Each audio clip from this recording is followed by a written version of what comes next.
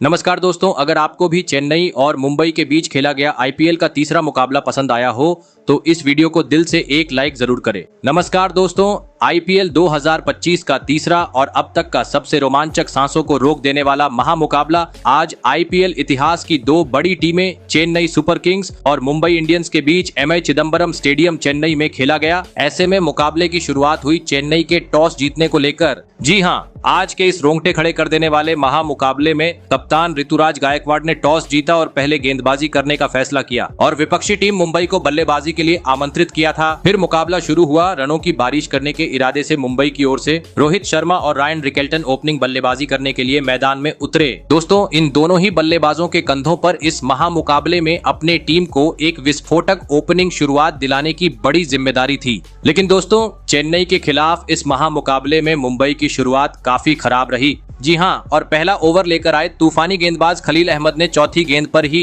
Opening बल्लेबाज रोहित शर्मा को शिवम दुबे के हाथों कैच आउट करवाते हुए मुंबई को पहला झटका दे दिया। आपको बता दें, इस महामुकाबले में रोहित आज अपना खाता भी नहीं खोल सके। ऐसे में जल्दी ही पहला झटका लग जाने के बाद अब मुंबई की ओर से मैदान में उतरे विल जैक्स और आते ही एक बेहतरीन चौका जड़ते हुए उन्होंने अपने पारी का आगाज कर दिया। लेकिन दोस्तों, दूसरी छोर पर खड़े ओपनिंग बल्लेबाज रायन रिकेल्टन रोहित के आउट होने के बाद ज्यादा वक्त तक चेन्नई के गेंदबाजों का सामना नहीं कर पाए और एक ओवर बाद ही खलील अहमद की गेंद पर सीधा क्लीन बोल्ड होते हुए पवेलियन का रास्ता नाप ली। आपको बता दें, रायन रिकेल्टन 13 रन बनाकर आउट हुए। ऐसे में दोनों ही ओपनिंग बल्लेबाज पेवेलियन लौट जाने के बाद अब मुंबई की ओर से मैदान में उतरे कप्तान सूर्य कुमार यादव। दोस्तों, दो बड़े झटके लग जाने के चलते मुंबई पर दबाव साफ दिखाई दे रहा था। जी हां, क्योंकि पावर प्ले होने के बावजूद दोनों ही बल्लेबाज बड़ा शॉट खेलने में कामयाब नहीं हो पा रहे थे, जिस कारण दबाव बढ़ते जा रहा था। और दोस्तों, इसी दबाव का फायदा उठाया मैच का 5वां ओवर लेकर आए रविचंद्रन अश्विन ने, जिन्होंने ओवर की तीसरी गेंद पर विल जैक को कैच आउट करवाते हुए मुंबई को पावर प्ले में ही तीसरा झटका दे दिया। आपको बता दें, विल जैक 11 रन बनाकर आउट हुए। दोस्तों, पावर प्ले में ही 3 बड़े बल्लेबाज पवेलियन लौट जाने के चलते मुंबई की टीम काफी ज्यादा दबाव में थी। ऐसे में अब कप्तान सूर्या का साथ निभाने मैदान में उतरे तिलक वर्मा। बता दूं, खराब शुरुआत के चलते आज मुंबई पावर प्ले के 6 ओवर का खेल खत्म होने तक 50 रन ही स्कोर बोर्ड पर लगाने में सफल हो पाई थी। लेकिन चेन्नई के सामने बड़ा लक्ष्य खड़ा करना था, तो अब मैदान में मौजूद सूर्य कुमार यादव और तिलक वर्मा को तेज गति से विस्फोटक अंदाज में बल्लेबाजी करते हुए एक साझेदारी निभाने की जरूरत थी। परंतु चेन्नई के बेहतरीन गेंदबाजी के सामने पावर प्ले के बाद भी मुंबई के बल्लेबाजों से काफी धीमा खेल मैदान में देखने को मिल रहा था। जी हां, तिलक वर्मा और सूर्य कुमार यादव बड़ा शॉट खेलने का प्रयास तो कर रहे थे, लेकिन उसमें सफल नहीं हो पा रहे थे, जिस कारण एक बार फिर मुंबई की टीम दबाव महसूस करने लगी थी। और दोस्तों, इसी का फायदा उठाया मैच का 11वां ओवर लेकर आए नूर अहमद ने,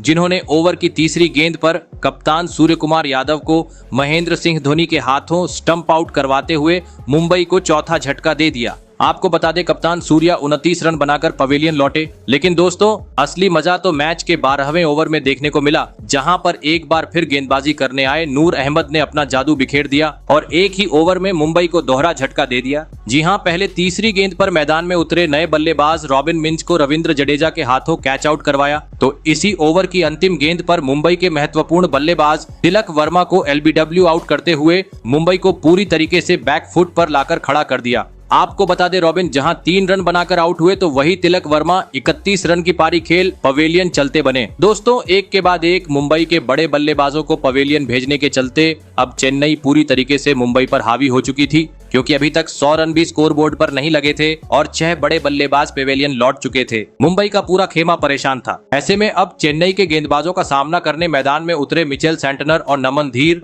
लग रहा था अब इन दोनों खिलाड़ियों के बीच साझेदारी देखने को मिलेगी। लेकिन दोस्तों, नूर अहमद का तूफान आज रुकने का नाम ही नहीं ले रहा था। जी हाँ, क्योंकि मैच के 17वें ओवर में एक बार फिर नूर अहमद ने चमत्कार कर डाला और स्ट्राइक पर खड़े नमन धीर को अपने जाल में फंसाकर क्लीन बोल्ड करते हुए महज 17 रन पर पवेलियन भेज दिया। वही इसके बाद अगले ओवर में मिचेल सेंटनर का भी चेन्नई ने पत्ता साफ कर दिया। दोस्तों, देखा जाए तो चेन्नई ने अपनी बेहतरीन गेंदबाजी के दम पर मुकाबले को पूरी तरीके से अपने जेब में डाल दिया था, क्योंकि अभी तक 120 रन भी स्कोर बोर्ड पर नहीं लगे थे और अब मात्र अंतिम 2 ओवर का खेल बाकी था। अगर मुंबई को सम्मानजनक लक्ष्य तक पहुंचना था तो अब अंतिम 2 ओवर में ताबड़तोड़ बल्लेबाजी करने की जरूरत थी। और दोस्तों, ऐसा ही कुछ मैदान में मौजूद दीपक चाहर के बल्ले से देखने को मिला, जिन्होंने अंतिम 2 ओवर में आतंक मचा दिया और ताबड़तोड़ अंदाज में बल्लेबाजी करते हुए मैदान में चौके छक्के झड़ने शुरू कर दिए और जैसे तैसे करते हुए मुंबई को 150 रन के पार पहुंचा डाला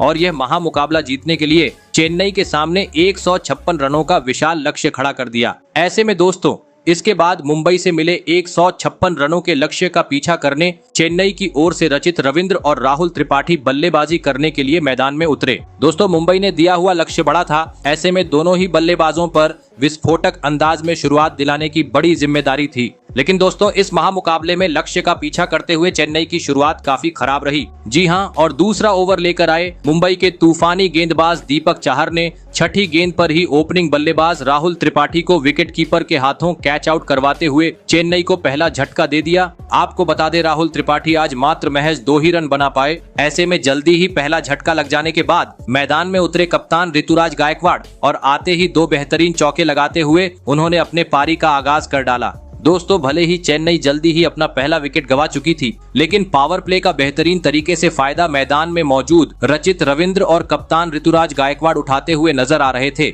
जी हां, खास करके ऋतुराज गायकवाड़ जो हर ओवर में अपने हाथ खोलते हुए मुंबई के गेंदबाजों पर दबाव बना रहे थे और एक के बाद एक बेहतरीन शॉट जड़ते हुए कभी छक्का तो कभी चौका बटोर रहे थे, जिस कारण काफी तेज गति से पावर प्ले में चेन्नई की टीम आगे बढ़ रही थी। और इसी बीच मैच का छठा ओवर भी स्ट्राइक पर खड़े बल्लेबाज ऋतुराज गायकवाड़ ने बुरी तरफ फोड़ डाला और इस ओवर में लगातार 3 करारे चौके जड़ते हुए पावर प्ले का 6 ओवर का खेल खत्म होने तक टीम को 62 रनों तक पहुंचा दिया। दोस्तों लक्ष्य का पीछा करते हुए चेन्नई को जिस शुरुआत की जरूरत थी वह रचित रविंद्र और ऋतुराज गायकवाड़ की धमाकेदार बल्लेबाजी ने अब दिला दी थी। लेकिन अब इन दोनों ही बल्लेबाजों के कंधों पर जिम्मेदारी थी कि पावर प्ले के बाद भी इसी रन गति से बल्लेबाजी करें और टीम को आगे ले जाए। और दोस्तों ऐसा ही कुछ मैदान में देखने को भी मिला। जी हां, और एक बार फिर ऋतुराज गायकवाड़ के बल्ले से जिन्होंने पावर प्ले खत्म होते ही अगले ओवर में एक तेज तर्रार चौका जड़ दिया और मात्र 22 गेंद में मुंबई के खिलाफ अपना धमाकेदार 50 भी पूरा कर डाला। लेकिन दोस्तों 50 पूरा करने के बाद टीम के लिए बहुमूल्य पारी खेल रहे ऋतुराज गायकवाड़ ज्यादा वक्त तक क्रीज पर नहीं टिक पाए और एक बार फिर गेंद को सीमा रेखा के पार पहुंचाने के चक्कर में बाउंड्री पर कैच आउट होते हुए अपना कीमती विकेट गवा बैठे। आपको बता दें ऋतुराज गायकवाड़ 53 रन की एक शानदार पारी खेल आउट हुए। ऐसे में 2 विकेट गिर जाने के बाद अब चेन्नई की ओर से मैदान में उतरे शिवम दुबे और आते ही उन्होंने एक आसमानी छक्का तो जरूर जड़ा, लेकिन इतनी बेहतरीन शुरुआत मिलने के बावजूद वह मुंबई के गेंदबाजों के खिलाफ बड़ी पारी खेलने में पूरी तरह नाकामयाब रहे और एक ओवर बाद ही बड़ा शॉट खेलने के चक्कर में बाउंड्री पर अपना विकेट गवा बैठे। आपको बता दें शिवम दुबे 9 रन की पारी खेल आउट हुए। ऐसे में अब मैदान में उतरे दीपक हुड्डा। लेकिन दोस्तों मुंबई के खिलाफ इस महामुकाबले में दीपक हुड्डा टीम के लिए कुछ खास योगदान नहीं दे पाए और महज 3 रन के निजी स्कोर पर अपना विकेट गवा बैठे। आपको बता दें चेन्नई को लगातार यह 3 बड़े झटके मुंबई के युवा गेंदबाज विघ्नेश पुथुर ने दिए। ऐसे में दोस्तों अब मुंबई की गेंदबाजों का सामना करने मैदान में उतरे सैम करन, लेकिन दोस्तों वह भी मुंबई की घूमती हुई गेंद के सामने ज्यादा वक्त तक मैदान में नहीं टिक पाए और 2 ओवर बाद ही विल जैक की गेंद पर सीधा क्लीन बोल्ड होते हुए अपना विकेट गवा बैठे। आपको बता दें सैम करन 4 रन बनाकर आउट हुए। दोस्तों मुंबई के खेमे में अब आशा जगती हुई नजर आने लगी थी, क्योंकि चेन्नई के 5 महत्वपूर्ण बल्लेबाज अब पवेलियन लौट चुके थे। ऐसे में अब मैदान में उतरे सर रविंद्र जडेजा। वहीं अब मुकाबला भी रोमांचक मोड़ पर पहुंच चुका था। अंतिम 4 ओवर का खेल बाकी था और अभी भी चेन्नई को जीत के लिए 31 रनों की जरूरत थी, जहां पर 17वें ओवर में रविंद्र जडेजा ने एक चौके की मदद से इस ओवर में 10 रन बटोर लिए।